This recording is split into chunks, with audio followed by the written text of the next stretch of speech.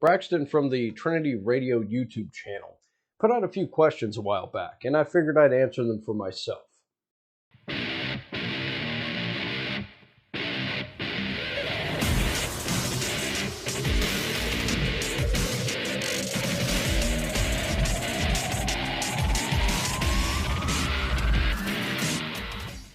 Welcome to the Nexus. Like I said, I'm answering these questions from my perspective and not trying to speak for the entire community. So let's get started, because for 10 questions, there's a lot to cover.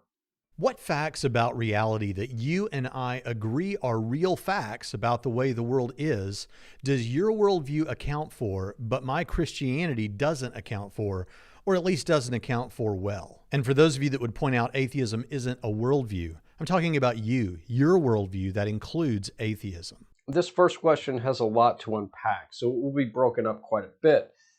As it pertains to my worldview, I don't really particularly like that term personally. I base it largely on methodological naturalism. Through this mindset, I find that anything we would both agree is a fact is better explained and accounted for with my methodology than your own. My being an atheist only covers one thing, the fact that I don't believe in a God. But you had specific examples, so let's talk about those. I can't think of any. Christianity accounts for evil, suffering. You really start rattling them off, but let's start with evil and suffering. According to your mythology, God is directly responsible for both, despite what rationalization you want to invoke. My view of these two things is much different. Things we would both consider evil today were cultural norms back in the day, like slavery, sexual assault, and genocide, all of which your God failed to properly address at all. These and other things were eventually deemed unacceptable in society despite having God's blessing.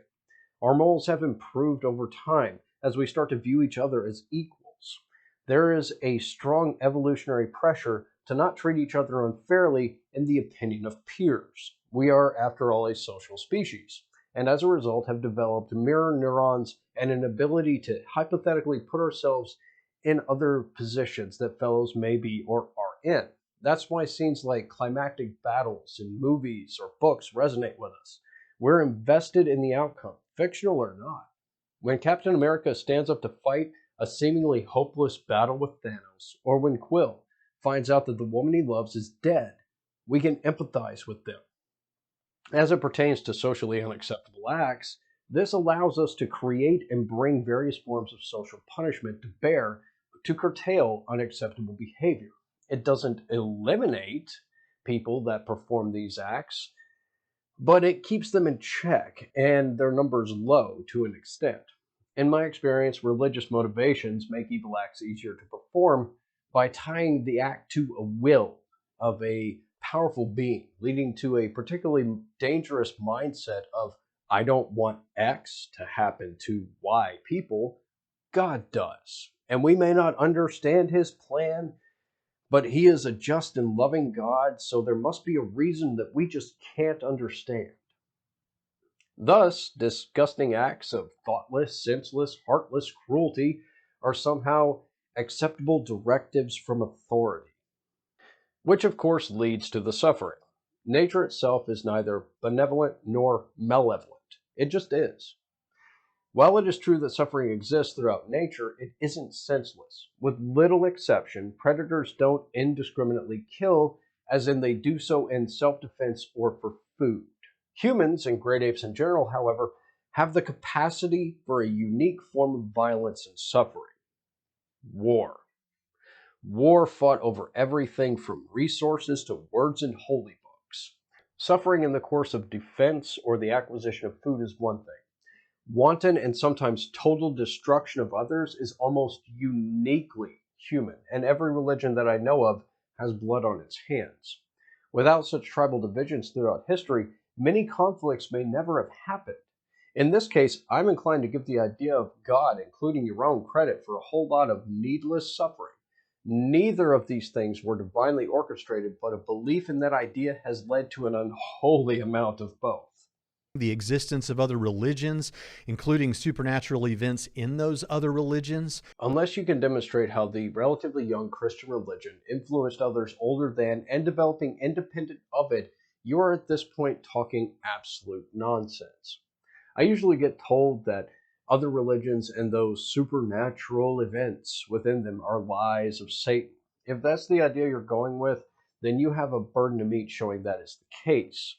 I, however, understand where these other religions come from and the driving force behind their creation. Ancient man didn't have the tools we have today.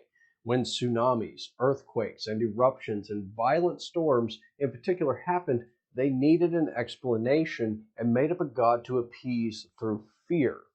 This figment of the imagination, or another one, would be thought to give appropriate reward or punishment to the dead. And by convincing people that you have the ear of the most powerful being in the universe, that thought process can push people to follow your orders generally. After all, for good men to do evil things, one only needs religious motivations, like we talked about already. As for supernatural events across the board, they are subjective, without any evidence at all, apparently. Science and differences among different denominations of Christianity. Christianity nor any other religion accounts for science, in my opinion, since it focuses on natural answers, while religion provides impossible supernatural stories we were satisfied with for a while. That's why religion gave us sacrificial blood magic and exorcism as cures for disease and mental disorders, while science has given us vaccines, antibiotics, surgical procedures, and medications to treat disease and chemical imbalance in the brain. In point of fact, religion has held back science and progress outright every chance it gets. As for the emergence of different denominations, you may well be able to understand and account for their emergence as a series of heretics with disagreements on interpretation of a text that is supposed to be from a God that isn't the author of confusion, supposedly. But I can think of many things that the most common worldviews that include atheism don't answer as well as I think Christianity does. Really? Like what? Like universal supernatural claims, universal religious experiences. Universal supernatural claims and experiences? You'll have to be more specific in the future. Again, as far as I'm aware, all of these things are subjective and have no objectively verifiable evidence. Gods, goblins, ghosts, and monsters don't evidently exist. Free will, morality. Free will isn't something covered by atheism, in my opinion. I feel that despite our cognitive processes being driven by electrochemical signals, we are capable of freely determining our actions, even when overcome by strong emotions, most of the time anyway. Strangely enough, free will is something you cannot have if your God has an ultimate plan. If everything is part of what he wants, then everything is playing out like a screenplay or a book where you are just a character at his whim. I already covered morality earlier, so I'm not going to readdress it here. Near death experiences, beauty. Out of body experiences, those are almost always colored by the dominant religion in the culture. And in the rare instances they are not, it is because the person was leaning that way religiously anyway. If they had any credibility at all, one would not expect to see different gods reported regionally and mostly of the dominant religion in that area. Beauty is subjective. What one person finds beautiful, another may not. Neither of us can claim that one, as it is purely subjective. The rapid expansion of the early church, the events surrounding the life and death of Jesus of Nazareth, and our shared longing for purpose and meaning. So, what is it that Christianity doesn't answer as well as your worldview? The rapid expansion of the church is something you can thank man for when it was made the state religion by various governments and heresy was severely punished. Do I need to remind you of the Spanish Inquisition in particular? The point is that when a state religion is mandated by law, it spreads faster. Jesus never evidently existed. He is completely absent from history in any meaningful way, with the only sources being either the Bible or people decades removed or from regions separated by considerable distance and time. Raising someone from the dead should have turned a few heads at least. I've never understood the whole longing for purpose and meaning in life thing personally. Ultimately, that's on you. Let me explain. I decide what the former is, which for me encompasses several things. One that is relevant here is providing information and perspective on a position you don't seem to listen to, as evidenced by your next question. I'm in the business of correcting bad information on a variety of subjects, after all. The latter is determined by my relationships with others and the interactions that we have. Both good and bad interactions combined will determine what meaning my life has for others. On the whole, I don't worry about either of these things and just do the best I can at what I set my mind to. Outside of a close circle of friends and family, I don't really particularly care what people think of me. If they don't like me, that's their problem, not mine. I think that with your own examples and the absolute failure of any supernatural explanation to actually explain anything, including any and all gods, I think it's safe to say that my methodology answers things quite well, while yours doesn't. That took a while. Let's hope the rest aren't like that. If your definition of atheism is merely that it's a lack of belief in God and you're just waiting to be convinced, but then you speak of him as though he's in some way synonymous with Santa Claus, the Easter Bunny, or fairies, doesn't that at least send the message to your listeners that you actually believe that there is no God? After all, these are entities and beings that you likely believe do not exist. And if your response is that you merely lack a belief in Santa Claus and don't actively believe that he does not exist, doesn't that sound a little disingenuous, honestly? If we're waiting to be convinced, then we don't believe in a God. That means we're still unconvinced. The reason we compare your God to entities we would both agree don't exist is because we're trying to prove a point. That point being that if you applied the same standard to a God as these other things without any emotional attachment, you wouldn't believe in a God either. We're trying to get you to see your use of the double standard or special pleading fallacies. I'll usually say I lack belief in discussions on this matter, which is true, but it doesn't stonewall the conversations like saying there's no such thing as a God usually does. Not disingenuous so much as it's trying to meet you where you are and point blank telling you that there's no such thing as a God by any and all indications usually gets a pretty visceral reaction. You guys tend to shut down after that by not listening to anything at all. That said, regardless of what qualifier you associate with the word atheist, you still have the very base position of being unconvinced, which is what you need to address and not what type we happen to be with the definition game to try to lower the burden of proof that I would expect.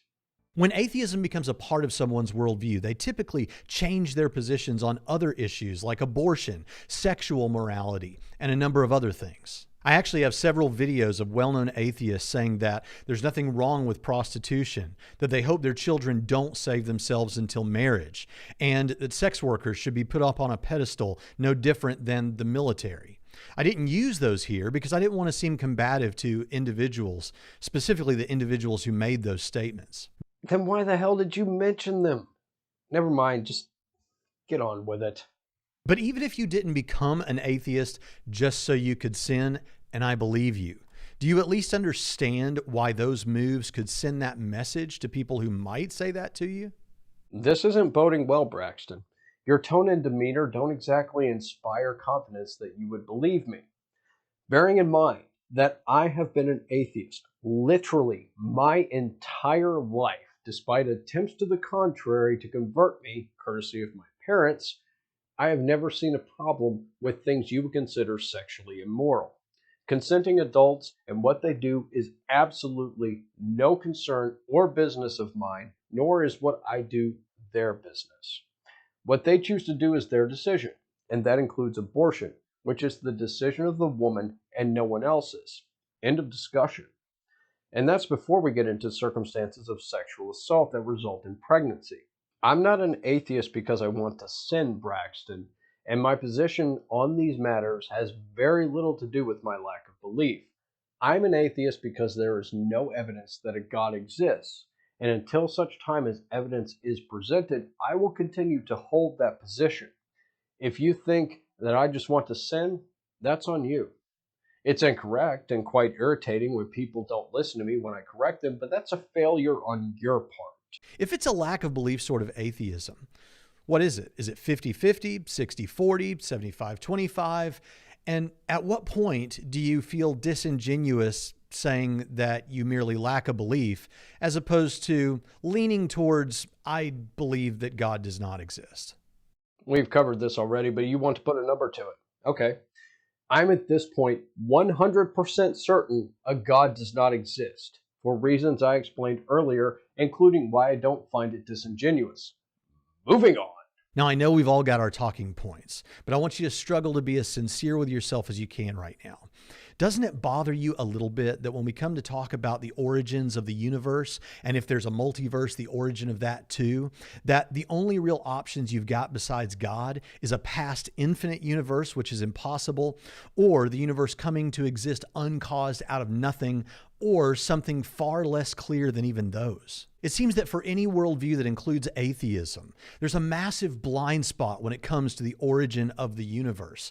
And all the attempts to try and circumvent that problem seem desperate and at least far less likely than theism. My question isn't just what do you typically say about this, because I'm well aware of the responses. My question is simply this: when you step away from the debate mode that it's so easy for us all to get into online, doesn't this issue destabilize you a little bit? It seems to fit really poorly with any worldview that includes atheism. No. The fact that we don't know what caused the universe to begin, so to speak, doesn't bother me in the slightest, nor does it destabilize me when I'm not in debate mode. My stances are no different in or out of debate. Personally, I don't focus on nor really care where the universe came from. It's outside of my wheelhouse, not something I'm particularly interested in, and is not something I have more than a basic understanding of.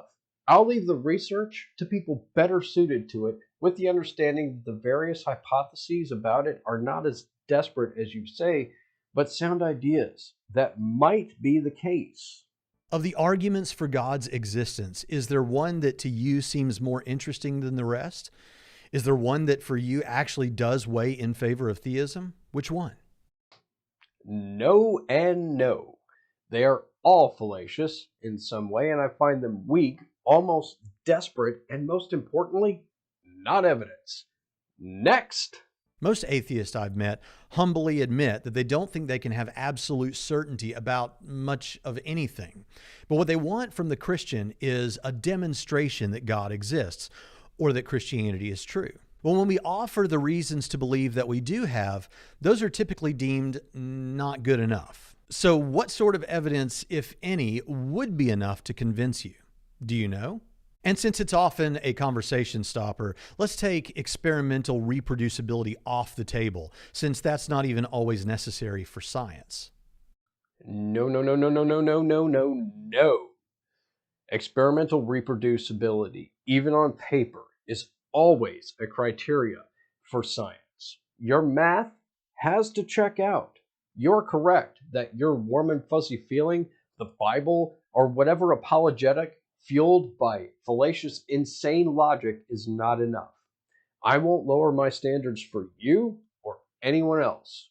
As for what evidence would convince me, I do have something in mind actually. There are amputees all over the world. If you could show consistent, repeatable results documented by medical professionals in controlled settings anywhere in the world that just praying in the name of your God regenerates amputated limbs with no metabolic strain on the individual and no medical intervention or process needed, you would have my attention. After all, didn't Jesus supposedly say that whatever you ask in his name or God's name, since they're supposedly the same thing, will be granted if you have faith as big as a mustard seed? And I'm really not sure what the metric for that is. But either way, good luck with that. I'll wait. To what extent did social and moral issues start you down the path toward your atheism? That is to say, the typical Christian or religious views on sexuality, gender, rights, and acts and commands of God in the Old Testament. It seems that many deconversion stories online begin with, or at least include, LGBT issues, purity culture, or hell as instrumental in the deconversion process. It strikes me that what should matter most is the truth and not what we might prefer that the truth were. I honestly wonder how much those issues and ones like them motivate the deconversion rather than all this talk about evidence. As I said earlier, social issues have little to no bearing on my disbelief. I didn't deconvert. I never converted in the first place. I do find many of you to be irrational when it comes to these issues, or completely blind to the implications, especially when focused on the commands and actions of your God. In point of fact, I find many religiously motivated positions on societal issues to be abhorrent, frankly, which is one reason that I think the world would be better off without religion. Yes, the truth does matter. The problem is that you simply don't have it. The Bible is mythology and Bronze and Iron Age folklore. Nothing more. Evidence is my whole deal, pal. Time to pony up. Can you name the last 3 academic books you read by theists on the subject? How long ago did you read them? Or is most of your understanding of apologetics and atheism from non-scholarly internet sources, pop-level books, and, let's face it, YouTube videos? And be honest with yourself about this. Anyone can Google up a list of books and paste them in the comments section. But I want to know, are you getting the best from the other side? I don't read apologist books, and I certainly wouldn't call them scholarly or academic personally. I'll wait for them to put something up in peer review for the scientific community and myself to evaluate. Outside of that, it's no better than a tract to me. If you've got something to consider, as in the best arguments for a God, then put it in peer review. Otherwise, I don't care. Most of what I get referred to are YouTube videos of the same old apologist bull that's been torn apart 1,000 times. The last question is next, Braxton. Please, make it good. Let's finish with a pretty common one. If you found out today to your satisfaction that Christianity were true, would you accept God's authority, repent of your sins, and trust Jesus as your king? No, no, and no.